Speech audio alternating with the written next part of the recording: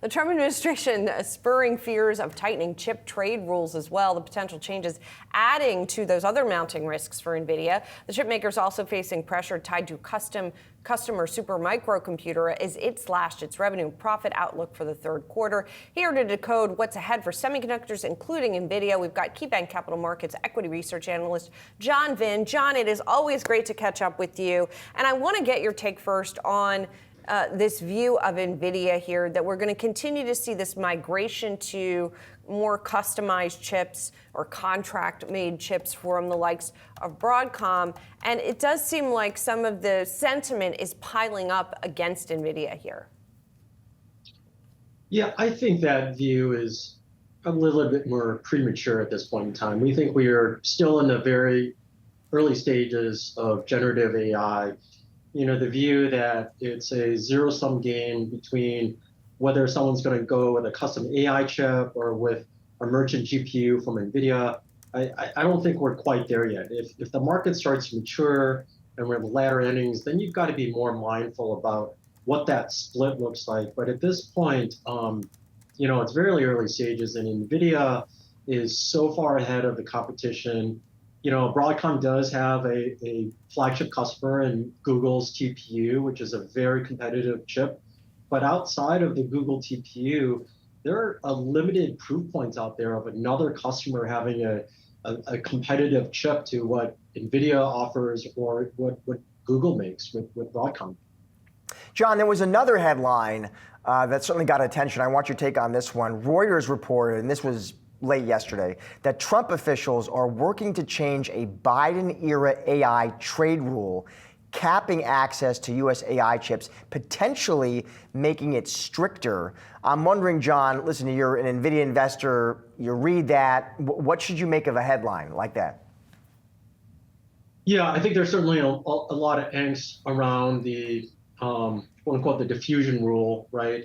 You know, it's supposed to go into effect in mid-May, I want to say May 17th, May 18th, right? And, you know, I think there is some rightfully consternation around it, because what it is, in effect, trying to limit is the ability or of the US's competitors or rivals to get access to NVIDIA's GPUs, right? You know, obviously we've got a straight direct ban on China, but we also know that there is a gray market in which our competitors, including Chinese constituents, are able to get access to NVIDIA GPUs through other gray market channels by importing them through other countries. So yeah, I think there is some angst and consternation. In terms of how it kind of plays out is unclear, right? I mean, I've seen the same headlines as you that they're reconsidering it, but we'll have to see how it plays out. But it is certainly a concern and a little bit of a near-term overhang on NVIDIA stock at this point.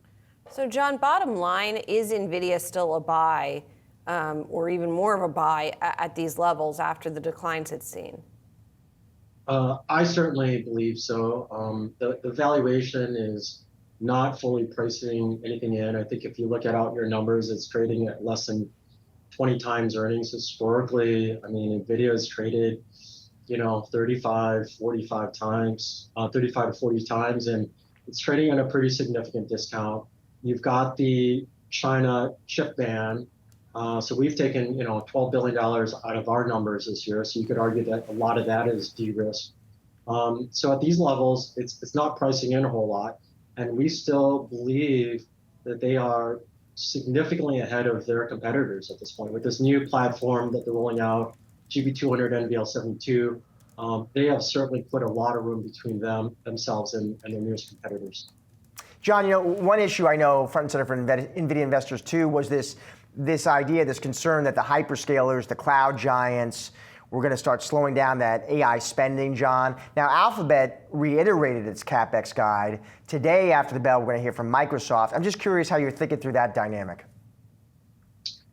Yeah, we are not picking up any signs that major hyperscalers are kind of slowing down. Obviously, there's a lot of consternation about what Microsoft's view is going into next year. We'll have to see what they have to say. But in the near to medium term, I am not seeing any signs of any sort of slowdown at this point. Maybe there's a few issues that we're picking up on the supply side related to Nvidia, but the demand side looks pretty strong at this point.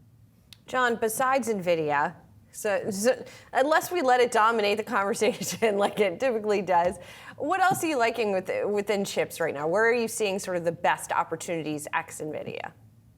Yeah, I mean, on the AI side, we also really like Broadcom.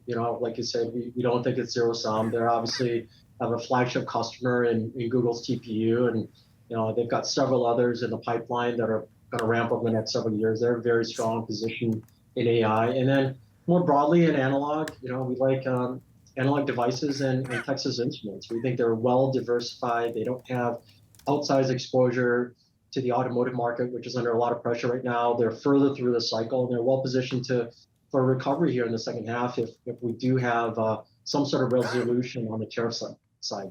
John, thank you. Good to see you as always. Appreciate it. Thank you.